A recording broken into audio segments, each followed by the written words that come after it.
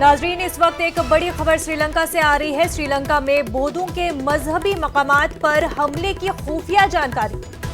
श्रीलंका की खुफिया एजेंसी को मिली है खुफिया जानकारी। जरा के हवाले से खबर आ रही है नाज़रीन, नेशनल तौहीद जमात हमला करने का बना रही है मंसूबा।